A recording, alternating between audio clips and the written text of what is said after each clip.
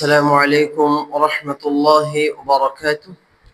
সম্মানিত দর্শক শ্রোতা, আজকে আমি আপনাদের সামনে সূরাতুল কদর অর্থ সহ তেলাওয়াত করব। আউযু বিল্লাহি মিনাশ শাইতানির রাজীম। সূরাতুল কদর মাক্কিয়াহ।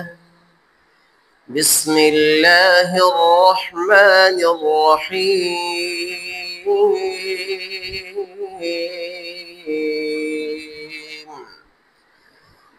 إنا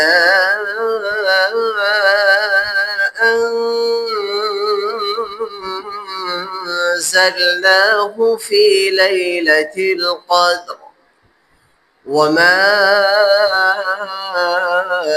أدراك ما ليلة القدر. ليلة القدر خير من 1000 شهر. تنزل الملائكة والروح فيها بإذن ربهم من كل أمر.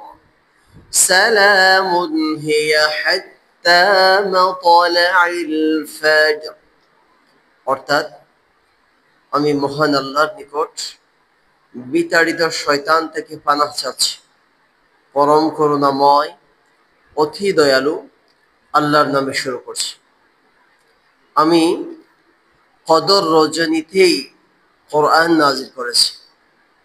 আপনি কি জানেন কদর রজনী কি?